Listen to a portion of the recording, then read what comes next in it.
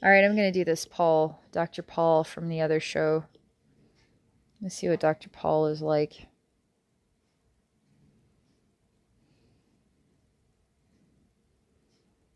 The totally different energy. I mean, I can feel the age group of this guy, this Michael Osterholm. Dr. Paul's a different age group. You can tell. Just a minute. I mean, it's just such a completely different energy that it's actually making me a bit exhausted and dizzy. Just to switch energetic gears. Just a minute. Okay. What I mean by that is this Michael guy, from the Joe Rogan show, he reminds me of like the older generations. He comes from a time when things were slower. People were a little more religious in a way, like they had manners based on religion and based on, whether or not they were going to hell. Like people had a different type of manners back then, different type of respect for each other, different type of responsibility to doing the right thing. He does have, this Michael guy has a good heart. You can tell he's on the slower side because he comes from a time when things were slower. And he does kind of come from that type of energy. This Dr. Paul is a totally different energy. He doesn't have the same like ingrained rules of respect energy. Not that he's not a respectful guy. Because he could very well be a respectful guy, but it's not because he's going to hell after he dies. Like it's not because it was ingrained from the beginning because he went to church school every Wednesday and church every Sunday. Like the rules that he lives by, the integrity is different. Totally, totally different integrity. And that doesn't mean that he's there's nothing here saying that he's a corrupt person by any means, Dr. Paul. Like it's just the difference between the energy decades where they were born, like the energies they're working with to express their own identities. Very interesting.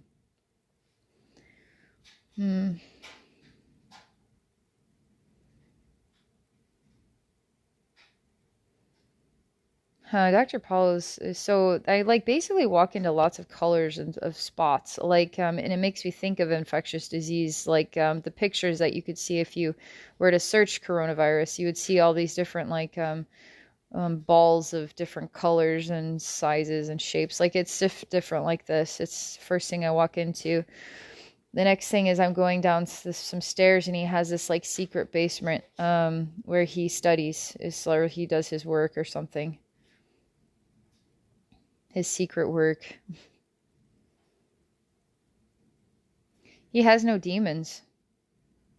I'm here and I'm showing him that there's demons in the dark and he's just totally ignoring me.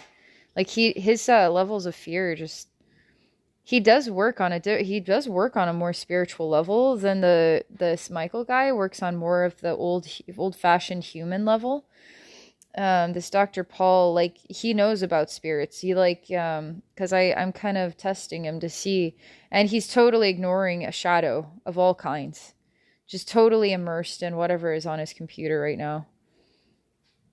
He doesn't even go there. He doesn't even that's not like he doesn't feel vulnerable to that concept at all. But he understands it in a way, like he knows about it, but he doesn't feel vulnerable to it. And this also goes to the demons within the human race. He's not afraid of the demons within the human race either. That's why he can talk about what could be conspiracy theory related topics, because he's not afraid of the demons inside of human beings. And he wants to speak out. He wants to share those types of messages. That's very, very, very, very, very, very different, because Michael Osterholm is very, like, he wants to work with he's very old fashioned, and like I get where he's coming from, and he's a realist as well. Dr. Paul is, let me just keep looking here. He's definitely high energy. He's definitely like boinging around constantly, like boing, boing, boing. Like he's like a constantly jumping around, like with all this energy. Like his energy is just constantly off the hook. and he's just like like his fingers on the computer keys are just like, and he's just like his energy is just like he's like so freaking high energy. It's crazy. And man, if you were in here, you'd just be like, God, man, he is like a bouncy ball at 100 miles per hour off of the ceiling, the floor, the walls. Like, so you could see, that's why I got so dizzy between Michael and Dr. Paul, because totally two different energies from two different, like, actual decades of self-expression and identity. Is so interesting. Still waiting to get him to just acknowledgement that I'm here. He's just too busy, like, in his mind. He really is very much so, like, constantly diving deeper and deeper and deeper and deeper and deeper and deeper and deeper and deeper, and he has the energy to do it, and he has the passion to do it, and he's not afraid of other people's demons. So you can see his character, okay?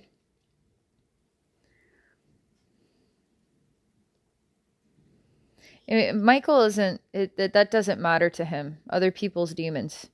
He just wants to get the message out in a way of realism, that's also considerate of people's feelings. And he wants to help people to not be afraid as well. He's just a very grounded man. He works with realism, and he struggles with how people process information, because they're just always jumping into things. They don't take the time to just stop and think. That's his struggle. Man, Dr. Paul is just like, still waiting and waiting for him to just, like, he's so busy in his mind with diving deeper and deeper and deeper. Like, I still can't get to the other side of him.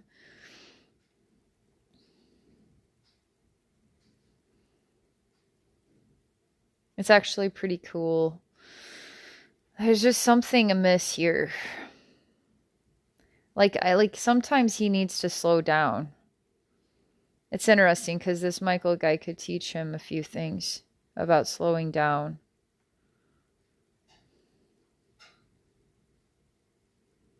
He instantly stops and he says, "Why do I need to slow down?" He kind of felt a little, like, defensive. Like, no amount of slowing down is going to help me get ahead. I need to keep learning here.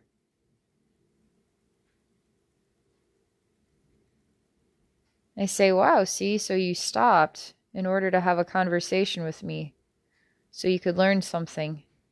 So if you slow down, then now you're having a new experience. But if you keep going at this pace, you're just going to dive more and more and more into yourself, really, and what interests you and intrigues you, without getting alternative perspectives. He's very much so on his own path. He reminds me, I mean, Joe and I do this too, where we just really don't want to hear other people's perspectives, because we just need to hear it from inside ourselves. And we believe in ourselves. We trust in what we know.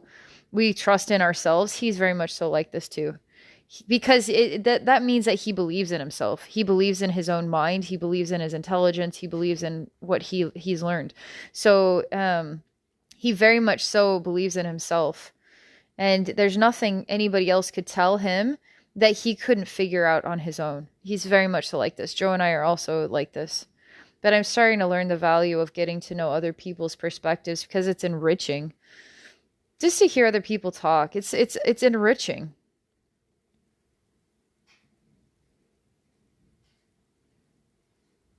He's very busy. Like, he gets it. He must be so ridiculously smart. This Dr. Paul must be just so ridiculously smart, because he's already 1,000 chess moves ahead of this conversation kind of thing in his own mind. So he's already back to his computer kind of thing. But he is still, like, attuned in and waiting for me to say the next thing. He is choosing to give me a chance to share my thoughts.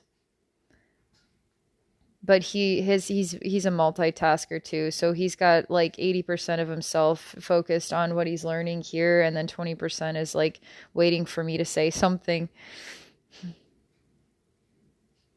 I'm telling him that I'm analyzing him, and that takes time. So he's going to just have to be patient.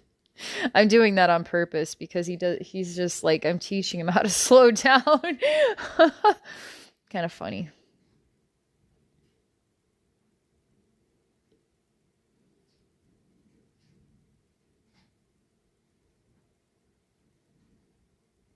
He is actually respecting of that because my energy is helping his energy to slow down. And he hasn't slowed down in a while. It's like that Michael guy. There's just so much noise and communication. Like he's so needed by so many people. He has to process through all of that sound, this Michael guy all the time. And same with this Dr. Paul is like, but it's a lot of his own very loud inspirations, his passion. He's not used to slowing down because there's just so many reasons right now to be busy, really, really busy.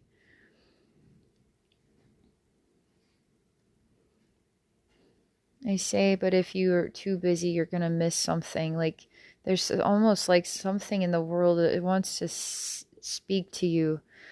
But you have to slow down in order to actually hear it.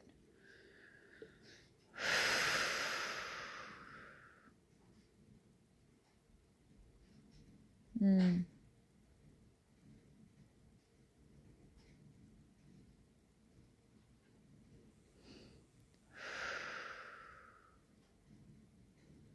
All right, this has nothing to do with the coronavirus. So something else about him. I'm in a dark, sticky place right now. It's kind of like a swamp made out of black tar, like a tar black swamp. And there's creatures here, and I can hear the sound of animals, like a jungle in a way. He is stuck, he says. And he says, you can't get me unstuck. He's already accepted this. And I say, well, you aren't stuck, my friend. And maybe you need to realize that you're not stuck so you can change your circumstances.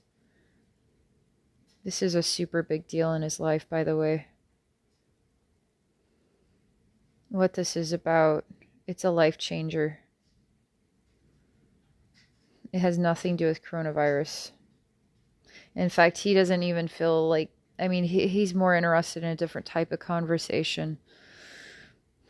He's so like fast thinking that he's already done all the thinking he needs to do about coronavirus. He's already made all of this up his mind. He already knows everything. Like he could ever think about it. He's already thought through it. His mind is so smart and so fast. Like what would take me a year of contemplation, probably 20 years, he would be able to do it in a week, you know? Like that's how smart he is. But he can't figure this one out. It has to do with life, some kind of life thing. All right. He's actually asking me for help because he's big enough to acknowledge that he's not perfect. I mean, this Dr. Paul guy is actually, I mean, this is another sign of somebody who you would want to know. Like he wants to work on himself. Sometimes he feels like he hits a wall, right? He gets very ambitious about his own thoughts. Like that's actually pretty cool.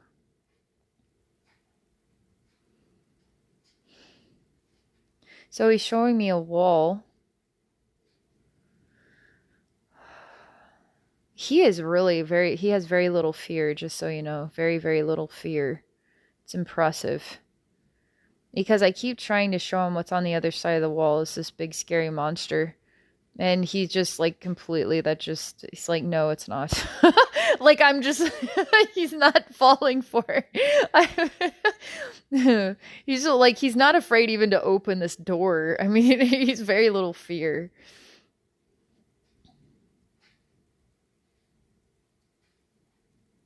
It has to do with something that he has to see inside of himself, and it isn't a monster. It's almost like his childhood self. He really will say that this is no monster. There aren't monsters. Like he will say it like that too.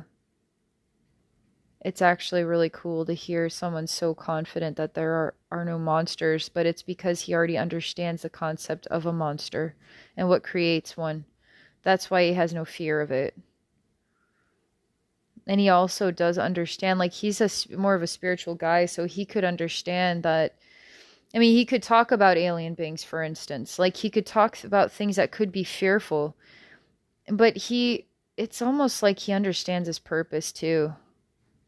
Man, he's so fast. Like, even for me to talk through, I'm already, it's like, man, I'm still trying to finish my sentence here. And he's already like blocks and blocks ahead of me on, like, he's like already at the horizon here. And I'm just trying to finish a few more words of analysis.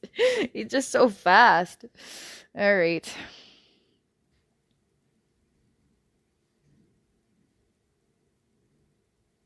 I'm still trying to admire him for not being afraid. Like I'm literally just standing here admiring him, but he's already talking about so many more things than this, and I can't catch up with him because he's like his mind is so smart and so fast. I say you need to slow down so you can just let me appreciate you.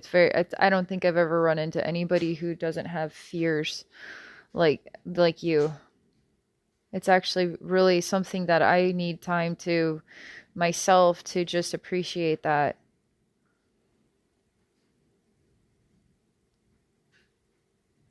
Now we're going into like a darker cave.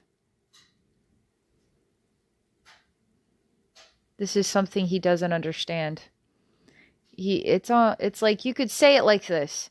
Let's say he has a reoccurring dream, not saying he has one. However, it's like having a reoccurring dream and trying to figure out what it's trying to say to you. But you have somebody here that is so ridiculously smart. If there's something they don't understand, what does that mean to somebody who seems to understand everything? Now, there aren't any monsters to him. So inside this cave here is something he doesn't understand. It doesn't have the tools or the ability to understand it. Do you see what his problem is? Why he's stuck? It has to do with some inner child type energy. I mean, there's an inner child energy just slathered all over the place in here. I don't know why. May have nothing to do with this lifetime as a child, but it just is full of inner child energy in here. And there's crystals everywhere growing on the floor and the walls. They're beautiful crystals, like super gorgeous crystals. And he says that his mind runs a blank when the scene comes up. When he sees this, it's almost like a memory that was removed from his own head, like something that was once there, it was deleted. This he has to know the meaning of this. It's like the meaning of life in a way. But it's like he can't access it. No amount of intelligence will get him there. And he is quite spirited, so he's passionate, so he does work with heart energy. And I tell him that the key to the answer to this one. Okay, it's a multidimensional answer. I'm talking to him a lot right now. Let me figure out how to just put it into language here. I'm telling him that it's like showing him about disconnecting from like what you define as the problem.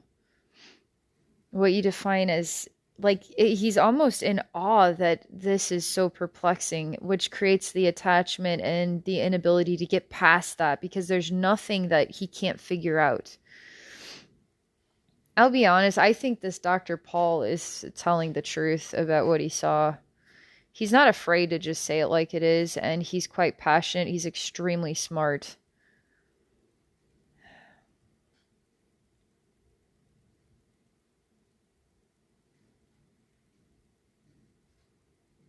So I'm telling him to just, I'm showing him how to disconnect from it, but I'm also showing him how to just simply look at it, and then you need to use your inner child in order to find the answer.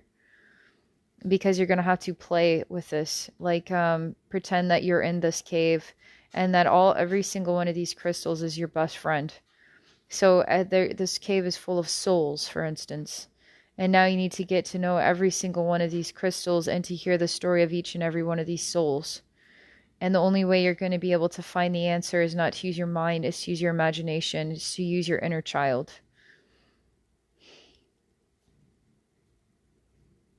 It's in his heart, actually. The space is. That's when his mind runs a blank and he comes back and he's like, I need to know the answer to this. And he shows it to me as though this was the very first time we ever looked at it. It's quite creepy. It's like as soon as the answer comes to him, it's immediately deleted from his mind. And then he again is brought back the reoccurring dream. Like it's like this. It's a mystery. So I'm touching his third eye.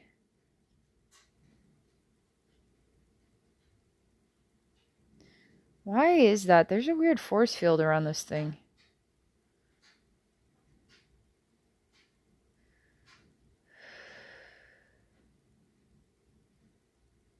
This is complicated. This could take me a while to figure out, like 15 minutes. I know that doesn't sound like a long time, but in the energy world, that's a long time to figure something out. And I'm questioning whether he's ready for this yet or not. You know, I'm here for a reason. Must be ready for it.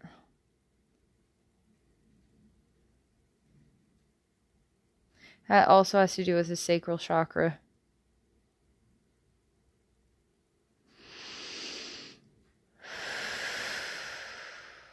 There's also self-esteem energies in here. Like, you could be smarter, the smartest person on the planet, but what good is that if, you know, you're put down for stupid reasons, you know? Who knows? Like a kid getting put down for being ugly or something, you know? Like, kids are mean. So it doesn't really matter how smart you are if people don't like you because of stupid reasons.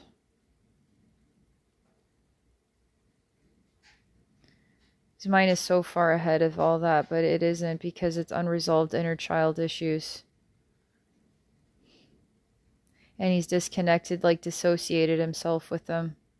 And it feels like school type stuff, school problems with other kids that just were not nice to him at all.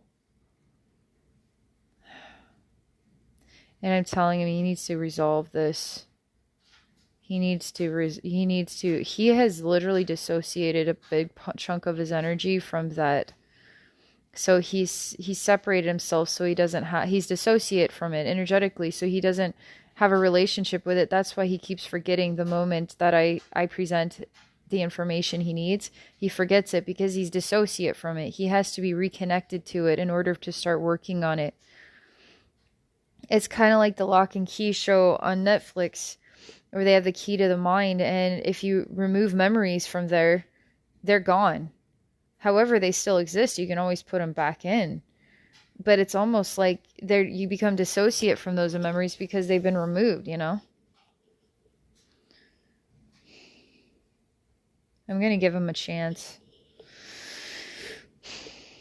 I will say that Michael's life, like, back to Michael again, like, there's something that I really cherish about he's just a very real, works with realism. He has a responsibility or duty to his words and to saying the right thing that is the most effective way to help the most people.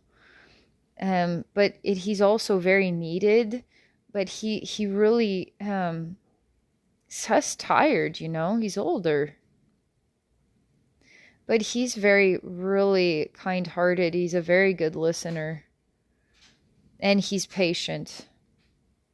And Dr. Paul is very smart. And he lives by his intelligence. And he's passionate. And he doesn't have any fear. So he'll say anything. He doesn't care if it freaks you. Like, I mean, he'll say anything. But he's quite bright, you know? Like, he's a really nice person, too. Like, there's a lot of good qualities here about them both. And I'm helping him to reconnect his energy with this so he can start working on it. It's going to help him with whatever his purpose is here. He has a very important purpose that he's going to participate in. He hasn't reached it yet. It's going to happen probably in the next 10 years or so. It's going to become a very big purpose, like an essential big purpose. And he needs this inner child energy. He needs connected to it in order to actually be able to participate in that big purpose. Man, it's really hard on his sacral chakra because I start to connect him and his sacral just starts, there's like a screaming person inside of there.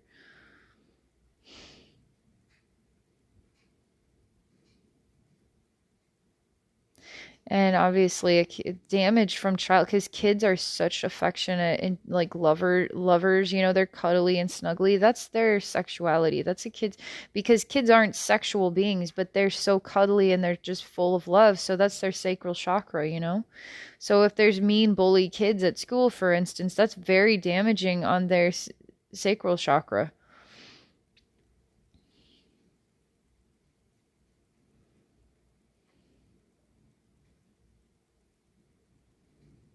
All right.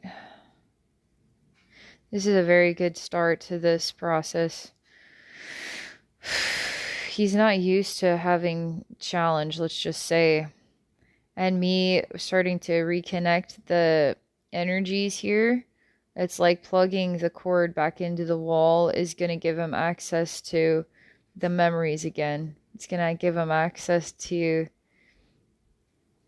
the forgotten things that he can't understand. It's going to give him the ability to, I mean, that's probably why he has no fears.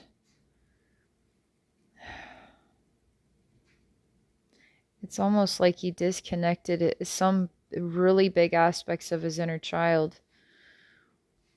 But reconnecting him again. He's starting to feel more human to me. Like more sensible in a way. Like more okay to be vulnerable. Okay to be emotional. He really works like a really fast-paced computer, and that's his niche, and he pushes and pushes and pushes that niche because that's his strength, that's his superpower. But this is diversifying his superpower, which is going to make him an even more special person. All right, there you go.